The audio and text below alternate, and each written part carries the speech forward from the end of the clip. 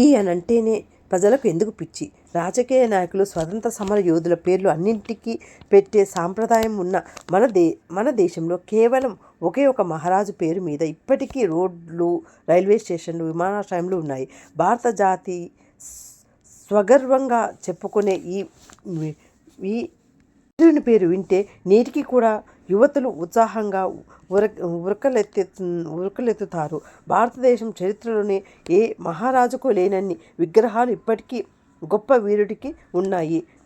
ట్రెండింగ్కి తగ్గట్టు cinema hero ఫోటోలు తప్ప మరే ఫోటోలు లేనటువంటి వాహనాలపై కనబడిన ఈ రోజుల్లో కేవలం ఒక రాజు ఫోటో పేరు మాత్రము ఇప్పటికీ కూడా వాహనాలపై స్టిక్కర్ల రూపంలో గర్వంగా మెరుస్తుంది. వీరిని ఒక రాజుగానే కాదు, ఒక దేవునిగా అందరూ పూజిస్తున్నారు. ఆయనే మన ఛత్రపతి శివాజీ మహారాజ్. ఈరోజు ఈ వీడియోతో ఛత్రపతి శివాజీ జీవిత కథను మీరు వారి జీవితంలో జరిగిన అన్ని విషయాలను తెలుసుకుందాము. ఎలా ఈ స్థాయికి ఎదిగి ప్రజల గుండెల్లో నిల్చొని పోయారో వీరగాథ వింటే మీకే అర్థమవుతుంది. ఈ గొప్ప మహారాజు జీవిత చరిత్ర చాలా ఇన్స్పైరింగ్గా ఉంటుంది. దయచేసి ఎండు వరకు చూడమని కోరుచున్నాను. ఇలాంటి మరిన్ని వీడియోలను మీ ముందు తేవటానికి మీరు లైక్ చేయండి. శివాజీ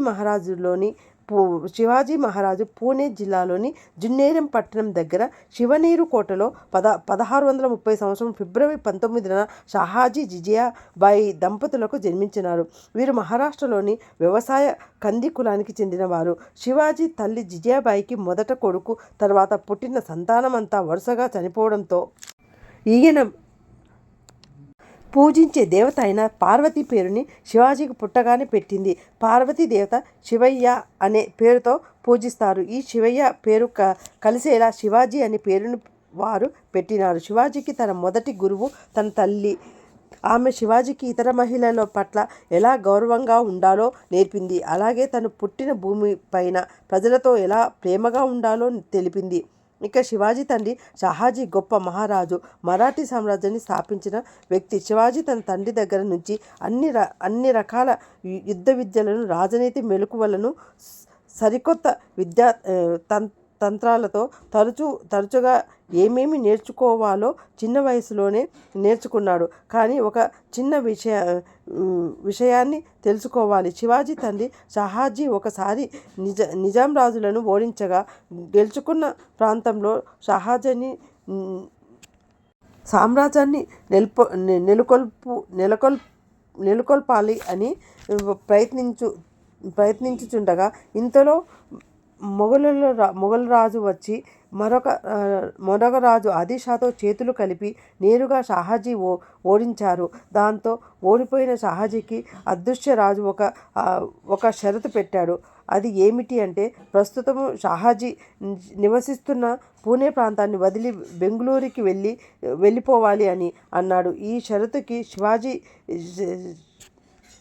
రాజు తన సొంత ప్రాంతమైన పూణేను వదిలి వెళ్తాను, కానీ సొంత ప్రాంతాన్ని తన చేతిలో పెట్టను అని, కుటుంబమే ఈ ప్రాంతాన్ని చూసుకుంటుంది అని సంధి చేసుకొని వెళ్తాడు. ఇక ఈ పూణే ప్రాంతము బాధ్యతలు అన్నీ కూడా షాహాజీ తన భార్యకు అయిన శివాజీ తల్లికి అప్పగిస్తాడు. షాహాజీ పూణేను వదిలి వెళ్తాడు. తన కొడుకు శివాజీ అన్ని విద్యలను నేర్పించి, అలాగే కొంత ముఖ్య అనుచరులను, రాజనీతి వ్యవహారాలను నేర్చుకునేందుకు అన్నింటినీ సమకూర్చి ఇక తను బెంగుళూరుకి వెళ్ళిపోయారు.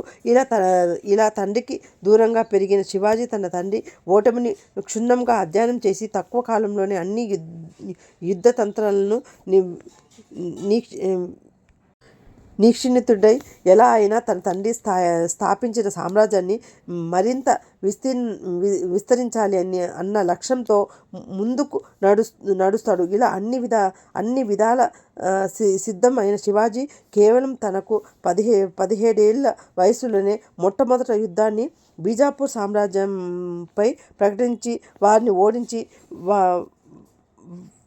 వారి కోటల్ని సొంతం చేసుకున్నాడు. తర్వాత 3 సంవత్సరాలలో కొండన్న, రాజుగట్టు కోటలను గెలిచి తన యుద్ధాలను ప్రారంభించిన 3 ఏళ్ల వ్యవధిలోనే పూణే ప్రాంతము మొత్తము తన స్వాధీనంలో తెచ్చుకున్నాడు. ఇక అసలు ఆయన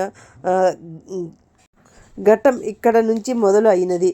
ఒకప్పుడు శివాజీ తండ్రి షాహాజీని ఓడించి బెంగుళూరుకి పంపించిన ఆదిషా రాజు శివాజీ ఎదుగుదలను చూసి సహించలేకపోయినాడు. ఇంతలోనే శివాజీ ఈసారి ఏకంగా ఆదిషా రాజు యొక్క కొన్ని రాజ్యాల సైతము గెలిచి సొంతం చేసుకున్నాడు. ఈ ఓటమిని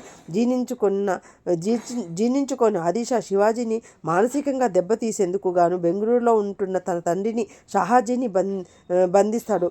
ఆ తర్వాత శివాజీ పెద్దన్న కూడా బెంగుళూరులో ఉండటంతో అతన్ని పట్టుకునేందుకు ఒక సైన్యంను, అలాగే శివాజీని పట్టుకునేందుకు ఒక సైన్యంను, ఇలా 2 సైన్యాలను ఆదిషా పంపగా అన్న తమ్ముడు ఇద్దరూ కలిసి సైన్యంను ఓడించారు. దాంతో శివాజీ తన తండ్రిని బంధవిముక్తిని చేసుకున్నాడు. మరోసారి ఓటమి భరించలేని ఆదిషా సరే మరొకసారి పన్నాగం పట్టాడు. యుద్ధం భయంకరుడిగా పేరు పొందిన ఆదిషాఖాన్ అనే ఒక రాజుతో చేతులు కలిపి అతని శివాజీపై యుద్ధానికి పంపాడు.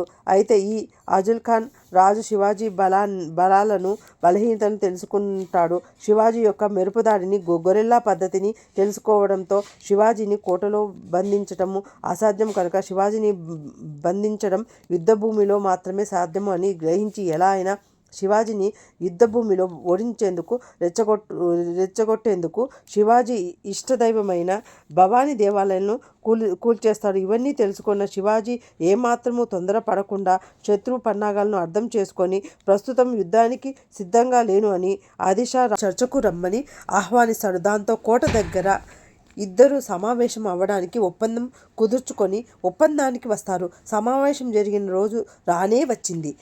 ఆదిల్-ఖాన్ రాజు యొక్క వక్రబుద్ధి తెలుసుకున్న శివాజీ తన దుస్తుల లోపల ఒక ఉక్కు కవచాన్ని ధరించి ఒక పిడిబాకుని అంటే పులిగోర్ని దుస్తులలో దాచుకొని సమావేశానికి వెళ్తాడు. ఇక ఇద్దరూ కలుసుకొని అంగరక్షకులతో గుడారానికి వెళ్ళి చర్యలు జరుపుతుండగా ఆదిల్-ఖాన్ రాజు తన వక్రబుద్ధితో తన కత్తిని తీసి ఒక్కసారిగా దొంగ దెబ్బతో శివాజీని పొడిచేందుకు దాడి చేస్తాడు. కానీ శివాజీ ఉక్కు కవచం ధరించడం వల్ల కత్తిపోటు నుంచి తప్పించుకుంటాడు. ఇక వెంటనే తన దగ్గర ఉన్న పిడిగోర్లతో అజుల్-ఖాన్ కొట్టడానికి లక్ష్మీనరసింహస్వామి వలె చీల్చి చెండాడుతాడు. తన దగ్గర నుంచి అజుల్-ఖాన్ తప్పించుకొని పారిపోతుండగా ఒక్క ఏటికి శివాజీ తల తెగిపడేలా నరికేస్తాడు. దాంతో ఈ సంఘటనతో శివాజీ పేరు మహారాష్ట్ర అంతా మారుమ్రోగింది. ఇది తెలిసిన బీజాపూర్ సుల్తాన్ శివాజీని ఎలా అయినా తొక్కి